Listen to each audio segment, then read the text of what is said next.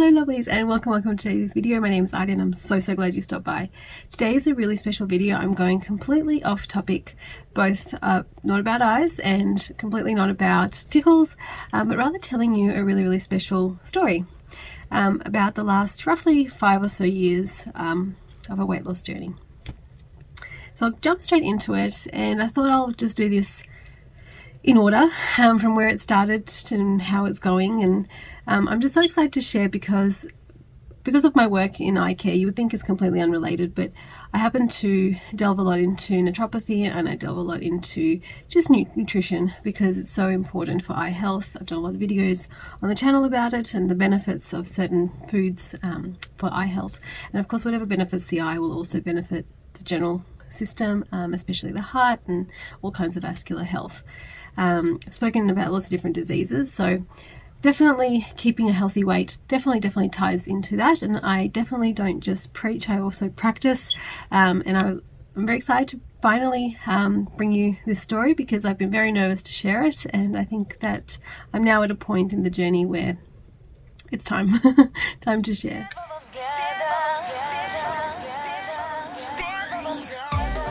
So after my son was born, my older son, which was now 8 years ago, I actually was getting a lot of success with a program from Isagenix. Really enjoyed their products, really enjoyed being a part of the team, doing all the things, loved it. It was good nutrition. It was a great program, especially for a new mum. It was ticking all the boxes at the time. The only criticism I have about that system is, just like any MLM, there is a certain kind of system that comes with it. In this particular case, there's a minimum order for certain rewards. You also have to pay a lot of shipping. You have to order monthly. Personally, I would have preferred to order, say, for 3 months and then not have to pay shipping every month. But also it's really expensive, and if you're not going to stick to it every single day, or you can't predict necessarily what you're going to feel like having every single day, you do end up collecting a lot of stock that you're never going to consume, and then things go out of date because it is food. So that was a little bit of my personal experience there, but it's a really great system. They're kosher certified, they have non-dairy options, they have the vegan version, it tasted pretty alright, all that sort of thing. So it was really great for a time. Until it just got to be a little bit unsustainable, both financially, but also just, life gets busy, and when you stick to a program for a really long time, it can get a little bit boring. The other thing I was constantly asked was, why can't you just eat the food? And the reality is that we can never consume enough food without consuming 1 million calories in the process to get the same nutrition or nutrients as some of these programs. And if you're a new mum, for example, or if you're in a particularly busy period of your life, these type of programs could really step in and save the day. So I got down to an Aussie size 8, which is about an American 6, with that program, but it was very short-lived, unfortunately. 2 reasons. One is I got pregnant again, but that wasn't even the main one. The main reason was that, again, like I mentioned, it was a little bit difficult to sustain, I found. So that was it. That was how I sort of wrapped it up, and I had every intention of continuing it. I did continue it into some of my pregnancy, but I was just really unwell with the pregnancy, just morning sickness, normal stuff. But I just really had to eat very basic food for a while, and then you just lose that traction, unfortunately, and that's the way it is with any diet or program. At the end of the day, if you're not prepared to make it your lifestyle, or at least a part of your lifestyle, you'll just fall out of trend with it, or you'll fall out of habit with it, and that's what happened with me, and I just never went back to it. Unfortunately, it just didn't come up. So then I had my second son, and then life took a whole bunch of different turns, and the weight gain was quite significant. Not necessarily like hormonal weight gain or post-pregnancy type of weight gain like I had with my first son. Life just got really hectic, and I stopped looking after myself. I gave up Pilates, which was my main exercise, when my youngest was probably just under a year, or maybe just over a year. Basically, as soon as he started moving around too much and I couldn't take him with me to my exercise classes, that's when I sort of stopped. Also just not sleeping very well because both my boys were keeping me up at night, and just all the hecticness that can just come with life. So next sort of 2-3 years was spent not being very kind to myself, not really looking after myself, living in a very toxic relationship, living in a very sort of high pressure life. I was putting a lot of pressure on myself to get back to work, to get back to life, to get back to everything. Also at the same time, I started volunteering for organization that I'm now a director of, all the things. It was just a lot going on, and I've recently been recognized by somebody as somebody who just never stops. I'll take breaks when I can just feel like it's too much, but I tend to never stop. And none of the things that I was taking on felt wrong or felt too much, because it was keeping me busy and it was keeping me distracted from the real kind of horrible stuff that was happening in my life, and it was making me happy, and it still to this day really makes me happy, and I really enjoy it, and I feel a great benefit to all the things that I'm involved in, and the thing it was keeping me distracted from is now long gone, and I'm so happy that it is. So, but in all these new adventures that I was taking on with 2 small kids in tow, I just didn't really look after myself. I was eating really good food, I was eating really great nutrition, but I wasn't eating regularly. I wasn't eating at the right times of day. I was often not eating at all and then trying to catch up because I was absolutely starving, ravenous by 12 or 1 a.m. And that's when I would I probably ate salad, but it was salad at midnight, or it was challah with spread. Like, it wasn't anything unhealthy. It was just not the kind of food you want to eat right before you go to sleep, and then your sleep's going to be disrupted, and then you're going to wake up with all this sugar and calories that have been completely unabsorbed and undigested, because why do you need carbs right before sleep? It's ridiculous. So my body was very confused. There was absolutely no routine at all to my eating. So in comes Noom. I'm sure you've all heard of Noom. It's all over the place. It's one of those online apps. I can't say anything bad about it, honestly. It's a little bit expensive for what it is for me, because nothing I read on that app, zero information that I read on that app was news to me. Zero of the advice that I came across on that app was necessarily useful to me, because I kind of already knew all this stuff through my knowledge through naturopathy, my knowledge through health provision, and all the kind of education that I make sure I keep up through my work. So from that point of view, also they promise that it takes you 10 minutes a day. It takes maybe 2 hours a day if you really want to get deep into the material. There's lots of articles and wonderful information. I'm sure if I dedicated 2 hours a day, or an hour even a day, to reading that material, I probably would have learned something new. But the daily quizzes, the things that you can squeeze into, it's still not 10 minutes. It's probably more like 20 minutes a day. Manage a little bit of time through your day to dedicate to your health self-education. Great. But I can't say that it was anything like, wow, insanely informative. It just wasn't, and also was maybe a little bit general as well. So after doing that for a couple of months, first of all, I wasn't losing anything because it wasn't teaching me anything new, and the other thing is that even though I was following all the tips, because I was thinking, okay, well, I know this, why am I not doing this? For example, eat consistently throughout the day, make sure you eat meals rather than graze, or make sure you eat throughout the day and don't just binge at night. All those types of very sensible advice, which I was already very aware of that it was telling me.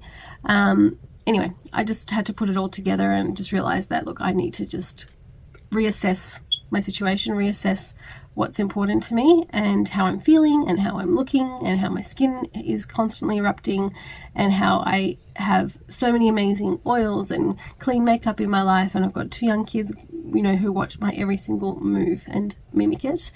I at this point had a child who had some changes to his diet for health reasons, and all of this was just coming up at me, and it came to a point where I just realized that I need to really reassess my lifestyle, especially when it came to eating. And I remembered that when I was on the isogenics, the one thing that really worked for me better than anything else in that entire program was intermittent fasting. That 48 hours, which is how long you are apparently required to fast for to get deep cell regeneration, and a lot of literature will support that you break with, and this is really important, that you break with good nutrition. So the idea of intermittent fasting when you're doing a 5-2 of any sort is that going into it, the 5 days are really nutritionally rich, and coming out of it, your 5 days are really nutritionally rich, and then the 2 days in between are just sustainable eating. 5-2 you can do just low calories for 2 days. I think it's something like up to 500 calories. And then of course you have your 1,200 or whatever it is, or 1,600 if you're a bigger eater or a bigger person, in the 5-2, in the 5 of the 5-2. But in the isogenics, they give you these little cocoa kind of whey thingies, lollies. You can have a particular type of chocolate. You can have greens in that fast day, I think it was. And of course you're encouraged to drink. And the drinks are mixed with powders that help you shed the weight, help you do the cleanse, help you get rid of all the toxins and all that sort of stuff. And you're welcome to also drink a hydrating drink as well. So remembering all that from the 5-2, and remembering that my life is not set up anymore in a way where I can do 2 straight days of fasting, I did further research into intermittent fasting, which is something I've known a lot about for a long time, but just never really committed to. And so I decided that I'm going to follow the advice of some of my patients who, it's really funny, the advice on how to eat well often comes from people who don't, but know what to do, just don't do it. So I've often heard, don't eat at night, don't go to bed on a full stomach, all that type of advice that I'm sure you've all heard around over your days. And I put together that knowledge, the things I know about intermittent fasting through naturopathy, and all the things I knew from my days with isogenics and all the literature that I went through and all the things that I went through there and learnt through them. And I decided that what would work for me is a 12-hour fast to start with, and I would just assess it a couple of months down the line, and I could always extend it. Because if you look at all the apps and all the online literature, they do recommend more like a 16-8 for someone like me who is a 36-year-old female with kids. So where I am hormonally, where I am lifestyle, how much weight I wanted to lose, all that sort of stuff, that was generally the recommendation. I knew that I wasn't going to get 16 hours. No way.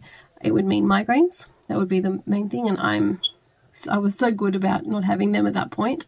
And it would mean that my day, which are often really long work days, would be interrupted or disadvantaged somehow by me having to stop and eat a full-on breakfast, which I've never done and I've never been good at doing, and it often makes me feel unwell. So what I decided to do is start with 12-12, and it has been working an absolute treat.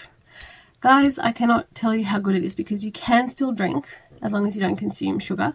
You can still, so I've been enjoying, let's say, a black coffee or just some green tea or some herbal tea, which I love, and that keeps my mouth busy, so I'm not thinking of eating. And also a lot of the time when you think you're hungry, you're actually not hungry, you're thirsty. So it keeps me really hydrated, because I'm then forced to drink when I think I want to eat, and I wasn't hydrating well before, all the things. And then of course you wake up feeling really refreshed and regenerated and ready to have breakfast, which I've never felt like before, because I was always still digesting the meal from the day before, which is gross if you think about having stagnant food in your system that you shouldn't have had in the first place. So I've got an image that you would have seen as the tile, but of what it was like before and what it's like now. This image was taken only a couple of days ago. So yeah, I hope you guys learned something from my journey, because it is just amazing. I eat like crazy. This is my biggest tip, saving the best for last. The biggest thing, and I've said it, kind of hinted at it throughout this video, is to break the fast, the breakfast. Now, breakfast doesn't mean the first meal of the day, meaning the morning. It just means the first meal you have in that cycle of eating. So for me, it's 8 till 8, because that's what works. My kids go to bed at 8, and I just know that at their bedtime, the kitchen's closed. And that just works really well for us and my family, but it could be something else for you. I also tend to go to sleep quite late. I tend to go to sleep probably about midnight most nights, or 11:30. That just is what works for me. If I sleep too long, that doesn't work for me. So 8 o'clock works really well. For somebody else, 6 o'clock might be more suitable, 5 o'clock might be more suitable. It just depends on your lifestyle.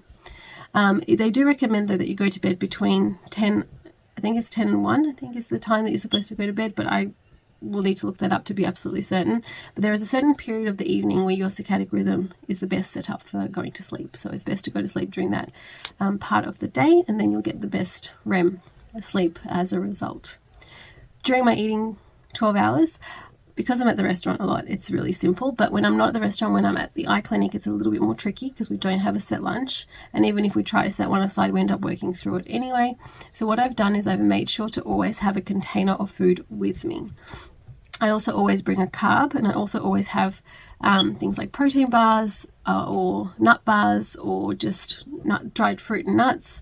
And I always have a cup of tea on my desk, because that's the only thing I'll drink. I won't drink water. That's just me personally. I just don't enjoy it. So I always have a herbal tea or something like that sitting in front of me, so that I can always drink. The other thing is, because we're wearing masks at work still, it's very difficult to just snack. So I actually have to consciously stop, have something to eat, drink, and then keep going, which is actually fantastic. It's forced me to stop. It's forced me to take a deep breath throughout my day, so the stress of the day doesn't get to me as much. And I'm consciously going, right, one more patient and I'm eating, or one more task and I'm eating. And so I have, the carb is just for energy. The protein is because of filling and satisfying, and it gives me energy for longer. And usually things like fruits and nuts, it's just to avoid eating rubbish, because they're sweet and they're full of oils. So, you get the same satisfaction of eating things like that as you would, say, chips or, some sort of snack food. I haven't given up coffee. I will never give up caffeine, I don't think. It'll take a lot for me to give up caffeine. I enjoy it too much. And it's just been really, really working for me.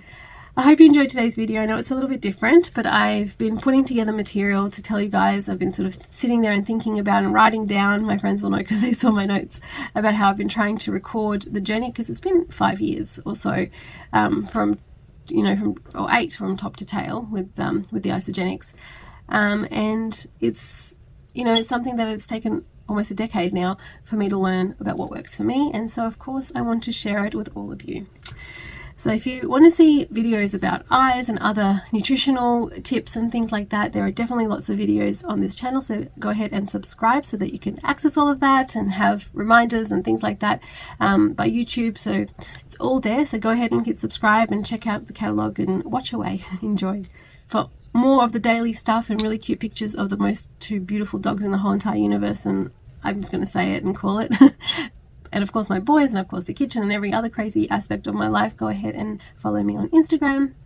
Wherever you are around the world, my lovelies, I hope you're having an amazing day. I hope that you're looking after yourselves, and share below, comment on what works for you and what you do to look after yourself. It doesn't necessarily have to be food-based. It might be some kind of meditation or prayer or an activity that gives you not just physical health and nutritional health, but also good emotional and mental health. That's also extremely important. And I do intend to do a video on that one day when I get enough material and feel confident enough to share that with others, like I have with this journey. Can't wait to see you on the next one. Bye.